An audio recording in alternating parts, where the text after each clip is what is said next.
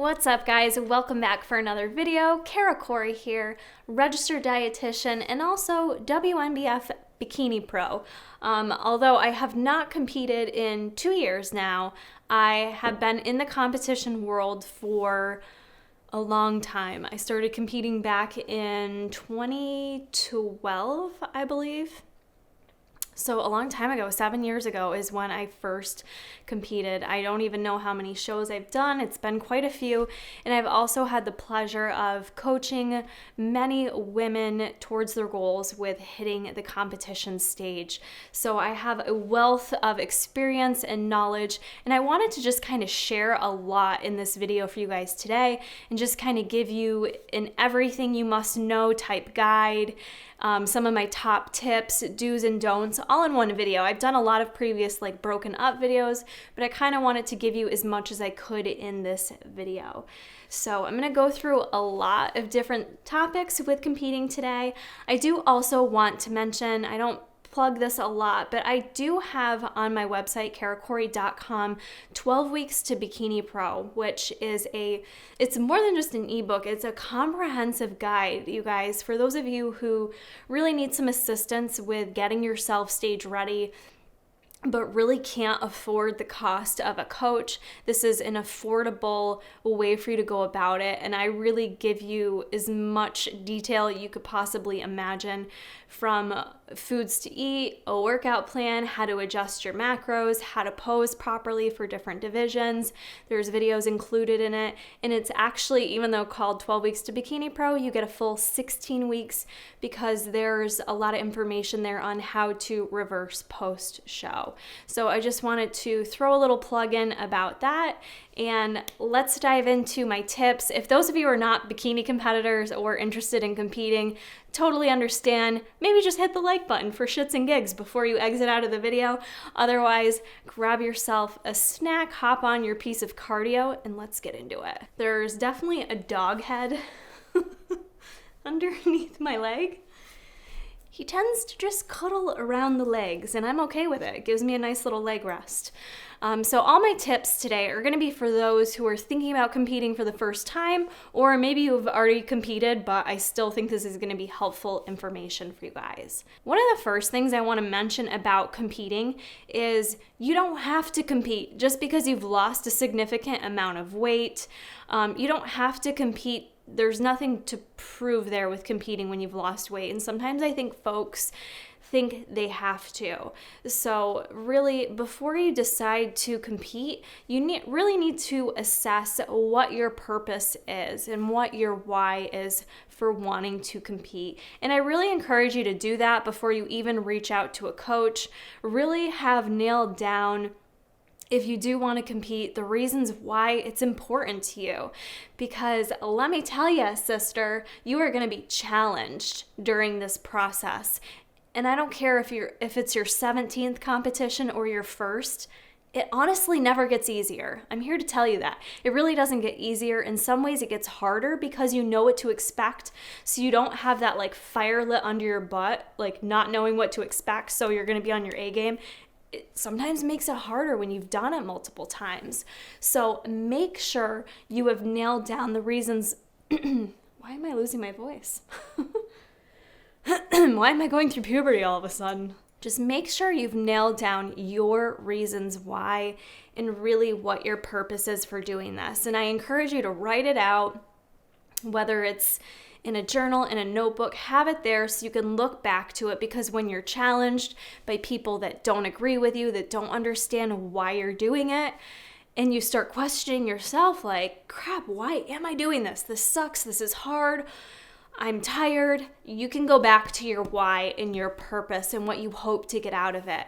And usually when I do that with my clients, it helps them to okay, you're right. This is why I'm doing it. And we all need that reality check. So first, assess the reason why you're competing. Are you doing it for you, or are you doing it because it seems like the trendy thing to do? Are you doing it because, your trainer at the gym thinks you have great potential?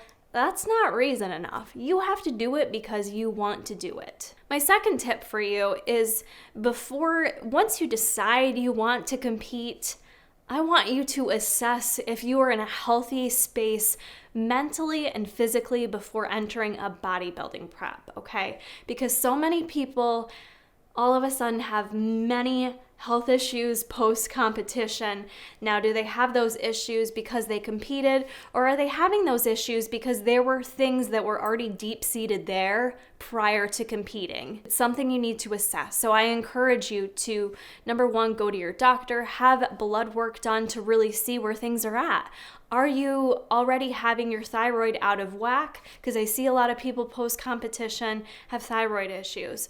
Well, did the competition cause that, or were those thyroid issues already there? Have things checked out first, guys. Like, that's all I ask of you. You know, go to a doctor, get some blood work done, have a physical done, make sure you are healthy and okay to enter in this type of fitness goal, because it is so extreme. It really is extreme. Even if you're working with the best of the best coaches, even if you choose to work with myself as a registered dietitian, the odds are, unless you're a genetic freak, we're gonna have to push pretty hard to get you to being stage ready and competitive. So make sure that you're in a healthy space to do so. With that, make sure you're also mentally in the right headspace to do so. Are you really emotionally able and fit to be able to enter a bodybuilding prep? I've seen a lot of girls kind of utilize bodybuilding preps as a transition out of eating disorders. I personally don't agree with that. I don't think if you have any form of eating disorder or eating disorder history, that this is the right place for you to be focusing your energy, because it gets really obsessive almost. And I think if you're someone that struggled with an eating disorder, no matter how far into remission you are, because I do feel like eating disorders, you can be recovered from them, but it's not like you're ever cured from it. Do you understand what I'm saying? So similar to alcoholism, you're recovered, but the chance of relapse, I feel, is always there. So I really don't encourage folks who've struggled with an eating disorder to take this path. So beyond eating disorders, are you someone that's already struggling with your body image, with your relationship with food, with your ability to stick with a diet, if you will? If you're challenged in those areas, I don't think this is the best fit for you. But okay, so you decide you are going to compete. What's next? What do I suggest? One of the best things that you can do is to attend a show. A lot of people enter a bodybuilding prep and they've never been to a show before. And that's something I did, and it was so helpful for me to really see what it's like. I'm not someone that grew up like on the stage, like doing drama, or I don't know, what else do people do on a stage? Like gymnastics? I don't know. I'm not someone who's into the showiness of being on a stage. I just like talking to a camera in a room in my home. But go to a local show and see what it's all about.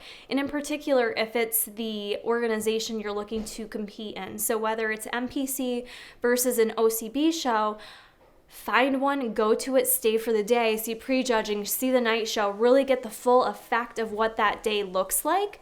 Because the more you're prepared to understand what that looks like, just the easier it'll make the process. You'll have a better understanding of what to expect that day, which will just relieve a lot of stress for you, which really happens with a lot of first-time competitors. You know, YouTube is huge. There's so many prep series you can watch on YouTube, so I think that's a huge help if you're not able to get to a local show. I have quite a few prep series right here on my channel. You guys can binge watch and see for yourself the ins and outs of it. The other thing you need to think about is what organization are you interested in? So there are different organizations to compete in, and they are all a little bit different. So you need to think about what's important to you. Is it MPC you want to compete in, or is it a natural organization? So MPC, you're not going to be drug tested because it's not required. You can go into that show on drugs if you feel like it, and no one's going to hold it against you. However, if you want to compete for an organization such as OCB or IMBF, I'm blanking on any of the other ones, but there's several natural organizations, you will be drug tested. So you'll often have a polygraph done, which is like a lie detector test. And then if you do place is when they usually do the drug test after the fact. So when I won my pro card for WNBF, they followed me into the bathroom, they stood there while I peed, and they tested my urine to make sure I didn't have any of the banned substances in my urine. With that being said, if you're someone interested in competing in natural, like, be smart about it and make sure you aren't on anything or haven't taken anything that's on the banned substance list. I know that might sound like it's black or white, like either you've done drugs or you haven't. It's not that black and white, because I was actually prescribed an acne medication that is listed on the ban list for WNBF competitions, because although it's used for acne, it's known as a prescription diuretic, which is banned. You can't be taking diuretics. It's going to give you an advantage on stage day. So that's just kind of one example of that. So really take a look at the ban lists as you're looking at competing at a natural organization. Also, with knowing what organization you plan on competing in, make sure you really research from the start the cost of all of this. It's very expensive, you guys. Even if you go the natural route, for a natural organization, you'll find it's cheaper because just the entry fees in general, the tickets for your family members, they're just not as expensive for whatever reason. Sometimes the spray tans are a bit cheaper if you're doing a local show versus a national show, but really cost it out at the beginning, because I hate hearing someone that's in the middle of prep and they didn't really plan to get a proper bikini for the show. Is that the end all be all? It's not. There's things that are more important than how sparkly your bikini is, but I'm here to tell you, if you don't have any sparkle on your bikini, it could be used against you. Like, it's kind of what's looked at on stage. You need to stand out, you need to pop, you kind of want to sparkle and glitter up there. So really take the time to figure out if you can invest in the cost of the show, the cost of the spray tan, the cost of hair and makeup. If you're going to do that, that's one route. You can definitely cut corners if you're good at doing hair and makeup yourself. Make sure you can afford a posing coach. Highly suggest a posing coach. Make sure you can afford a coach if you need a coach to get prepped through it. Make sure you can afford your shoes, jewelry, all that kind of stuff. There's a lot that's involved in it. So before you decide, make sure that it's within your budget. Make sure you can budget for it. I hate seeing people do GoFundMe accounts. That's stupid. Like, do a GoFundMe account for like a real reason. No offense, I competed too, but my God, I would never ask someone else for money for it. I think that's just ridiculous.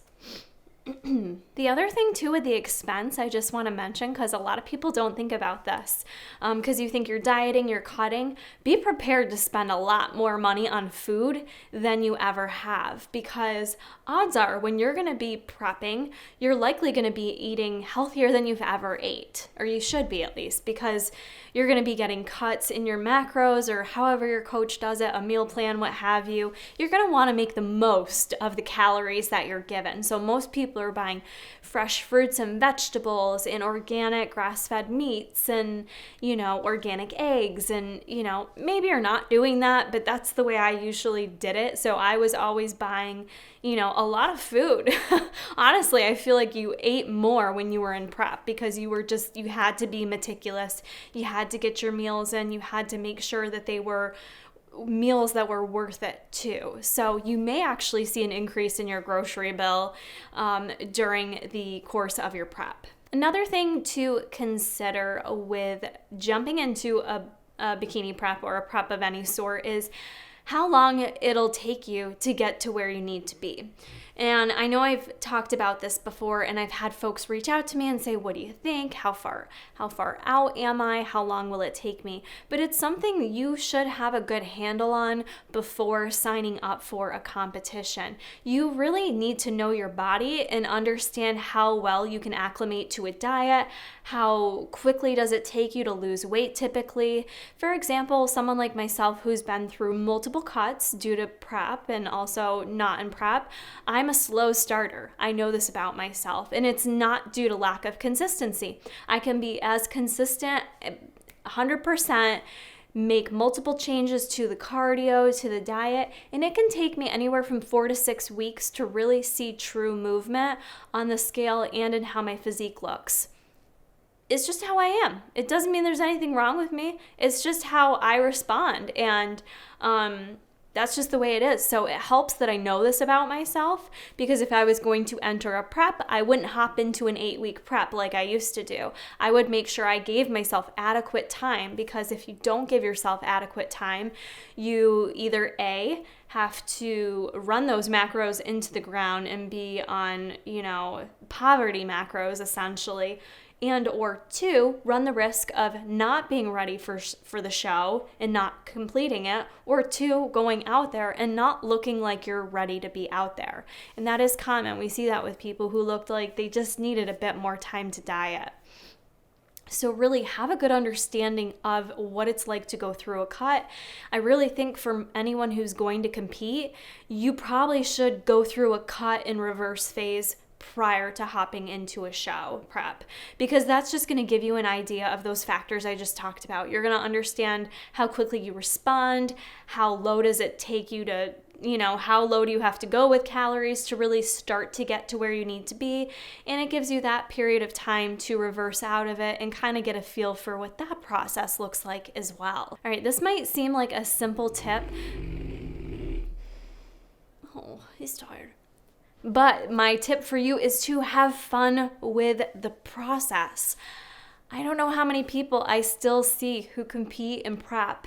And look, it's not to say you're not going to have days that are crappy and energy is low, mood's low, you're doubting yourself, you're questioning if what you're doing is right, if you're going to be ready.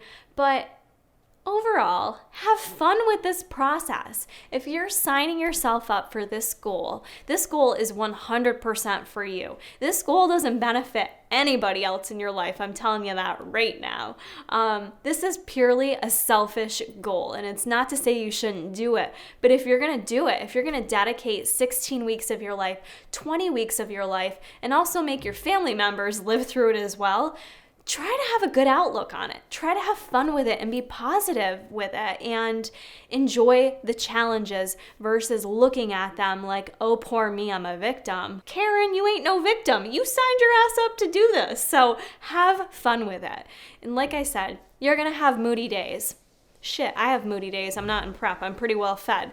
It happens to all of us, but there's nothing worse than the person that just complains their way through the entire thing. They're in peak week, they're miserable, they just can't wait for it to be over with, they're never competing again. Those to me are usually people that did not identify their purpose for competing. Those are people that were doing it because it was trendy, because someone told them they should, because it looked glamorous, and they didn't really have a good understanding of what it was going to involve. There's going to be times where your coach sends you a macro cut or increases your cardio and you're like, oh man, I was already struggling to begin with. Take what's that show called I like? How I Met Your Mother, Barney. Challenge accepted. Accept the challenges and look at it like, you know what? I'm going to prove to myself that I can do this, and take it as a good challenge. Otherwise, I don't think you should be doing this if everything is negative, wah, wah, wah, poor me. Don't have that mindset. It's gross. No one wants to be around you like that. Just being honest. With that being said, a competition prep it's really a cool journey that only people who've been through it can understand. Even if you're only going to do one show for the rest of your life, I feel like there's so much that really you learn through a bodybuilding prep. There's so much to be learned about yourself, about your body, about how you handle challenges, how you handle the pressure, how you handle these new things that are going to come up. Life is going to throw challenges at you, and you're going to have to deal with that in addition to being 100% spot on for this goal of yours. So maybe you don't compete after all this, maybe you don't desire to turn pro, or maybe you're a one and done. But there's so much that you've probably learned during this process that you can take with you truly for the rest of your life. That's why I will always talk about bodybuilding, because I have a passion for it, and I love what I learned through it. The good and the bad. I learned some bad stuff too about myself and how I handled things, but I also learned some really cool stuff. You can really learn more about your body and how it responds when you take it to this level of being lean for stage. It's really rather cool to see what foods energize you the most and what foods really kind of improve your mood and what foods make you feel your best.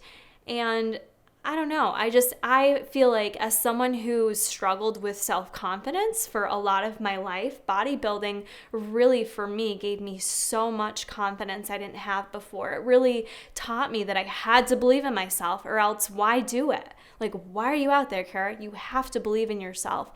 And so it's really cool, like some of those invaluable lessons that I learned through bodybuilding that I'll take with me the rest of my life. So if you are entering this journey, do it with an open mind, and don't be so I know you have to be laser focused on show day, but don't lose sight of all the other valuable things there are to learn within the process that you can apply to your life once you transition after bodybuilding. Now, I know I mentioned identifying your purpose. Look, I'm not here to tell you what your purpose should be, but I am going to tell you what it shouldn't be. And your purpose should not be to get the body of your dreams. If you're entering a bodybuilding prep because you want the body of your dreams, you shouldn't do it. That is the wrong reason to enter a prep, because you're not going to go through this process and get to stage day and have that be a maintainable place. For 99.9% of us, that's not going to be a maintainable place. And I've seen a lot of people who choose to compete because they just want to get to this ideal body that they have in mind, but that can take a toll on you for sure, because once you realize it's not maintainable and you start going the other direction and you start gaining weight, some people they rebound, spiral out of control, and they end up just struggling even worse with body image after the fact. So this isn't a goal to reach a certain body. The goal has to be so much more than that. And the goal also shouldn't just be to win a trophy, honestly, either, because it's a very subjective sport. We know this.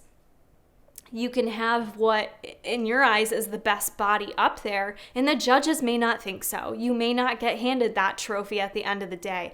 You're setting yourself up for a world of hurt, and when you go that long to accomplish a goal, the last thing you want to do on show day is walk away in tears, upset, feeling like everything you did wasn't worth it.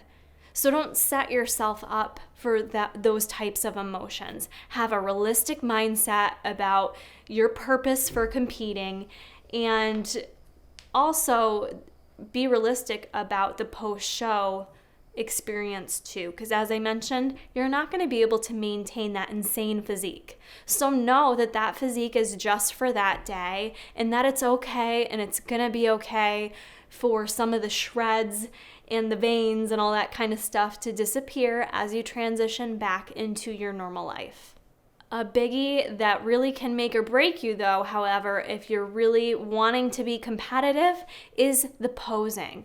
So what I suggest is don't take the posing lightly. So many people are scared to start their posing when they're not lean. I used to be one of them. I used to not want to start posing till I was 4 weeks out. It showed in my posing. I wasn't comfortable up there in my posing. Start posing the minute you commit yourself to the competition, because you're going to want to adjust things as you go on, and the more comfortable you get with your routine, the more flawless it's going to be on stage, the more confident you're going to feel on stage. there's no reason to wait till you're shredded to pose. I actually used to find too that when I would pose when I wasn't as lean, it would just kind of help remind me of what I'm doing, my why, my purpose. It would light the fire in me to keep working hard. So throw on that suit at least a couple times a week, if anything, at least once, but a couple times a week when you start out. Get comfortable with it, kind of start to fine tune what your posing should look like, and just keep improving from there. And I really would set aside some money, even if it's just doing some Skype posing sessions, get a couple different sets of eyes on you to give you some advice to really nail down your posing routine. Because at the end of the day, when you're on that stage, you can look the best you've ever looked. But if you are not comfortable up there and you're not confident as a judge, because I've been on that side of things too, I'm here to tell you it'll show right away. And when someone's not confident looking on stage, when it doesn't look like they're having fun and having a good time, it honestly does take away from your overall presentation. As a judge, it's hard for me to look at you and want to place you high when you look miserable up there.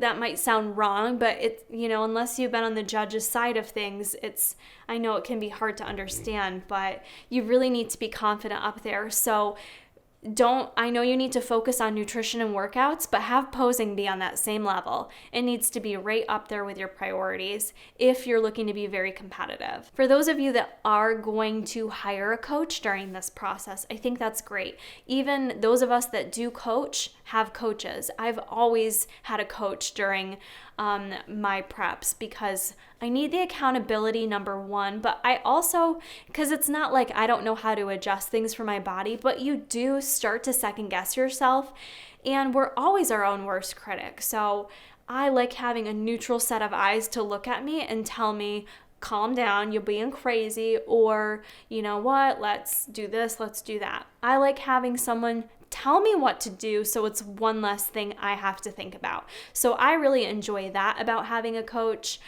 For those of you that are less experienced and don't know what it takes to get competition prep ready, definitely prioritize getting a coach to help you during this time. With getting a coach, make sure you listen to your coach, you guys. And I'm not talking if they tell you something crazy to do, I'm not saying don't question your coach. That's not what I'm saying. But if you're choosing to have a coach, listen to that coach, because what happens is when people find out you're prepping for a show, as we know, everyone and their brother is a nutrition expert, and they're going to tell you what to do and what they think. And it can almost be a little bit overwhelming and confusing when your coach tells you one thing, but then you talk to someone else and they tell you, no, you shouldn't be training this, or you shouldn't be eating that, or you should be eating this and doing that. And you're just like, I don't know what to do. I don't know who to listen to. So if you're someone that has hired a coach, drown out the rest of the BS and listen to your coach. Now, if you don't understand what your coach is asking of you, if they're telling you to hop on some stuff, question them, okay? Like, you're allowed to question your coach. I want my clients to question me if they're uncertain why I'm asking them to do so. That's what you should do. That open communication is really key. And also, if you find that you feel like you're not getting something you need from your coach, voice that to your coach. If you feel like you need more from them, or if you feel like you have questions that are being unanswered, make sure you vocalize that with your coach. Remember, it's a two-way street when it comes to coaching. A lot of times people want to blame the coach, but that communication it's got to go both ways, you guys. So if you're uncomfortable with something, or if you're uncertain, make sure you vocalize that with your coach, and they will hopefully be there, if you have a good coach, to adjust things, to explain things, and to just be there for you, to support you during this time. Some other tips that I have for you, social media sometimes can be a bit rough of a place when you're competing. I've gone through it. I've seen other girls go through it, where you're getting closer to stage day, you're getting excited, but you're like, who's my competition? What are they looking like? How do I compare? It's that comparison that we all know and loathe. So I recommend you just stay away from it. Like, don't worry about who's showing up on show day. You can't control it. You really can't. You can't control who shows up. You're not always going to know. You can only control you and bringing your best and putting your energy towards what you're doing. So don't stress who's showing up, how they're looking 7 weeks out, that their abs maybe look a bit better than yours. Literally, you can't focus on them. Each individual is different. You're going to look different at different stages of the process, and you're going to look different on show day. And who knows if you're even competing against them. It's just, it's empty. It's an empty place to put your energy towards. Nothing good comes of it, so don't stress it. I always did better when I didn't make a big deal out of competing. Like, I remember when I won in Rochester, I kept it a secret, even from YouTube. I didn't tell anyone. This is 5 years ago now, but I didn't tell anyone. I kept it to myself because I didn't want to hear anyone else talk about it. I didn't even want to know who was competing there, and I didn't want anyone to know I was competing there, and I just sneak attacked those motherfuckers and won first place. It was the best feeling ever to this day. It was so fun. But you just get yourself to a place where you're only worrying about you, because truly that's all that should matter. That's all you can control, you guys, so don't worry about it. The last tip I have for you with going into a competition is having a plan for the post-show experience. Make sure that you're not just laser focused on the show, that you neglect thinking about how you're going to transition post-show and what your goals may be and what that's going to look like for you. So it really does help to have a plan in place. If you're working with a coach, I suggest continuing with that coach to at least get you in the right direction post-show. I typically advise for a month. I think, 3 to 4 weeks, staying with your coach, getting yourself in the right direction. And then if you need to go on your own due to financial reasons, due to you just need a break from the accountability, I feel that. But at least, don't ghost your coach. It's a time that many of us do need support. I've really had some clients reverse amazingly, and I'm not saying that kudos to me. I'm saying kudos to them and their mindset that they had during their prep and the mindset they had about life after prep. And oftentimes it's the women that I work with that they have so much more going on in their lives. Like, their life isn't a competition. Their life is their job, their family, their relationships, their travels. They have so many other things. So when the show is done, they can put their energy towards those things. And, your relationship with food, that's really where you kind of see how strong it is in that post-show experience. So have a plan. When you write out your purpose for competing, write out what your plan is for after the competition. The post-show blues are real. They can hit. You see a lot of people that post their throwbacks every single day from their show day for months and months because they're living in that moment.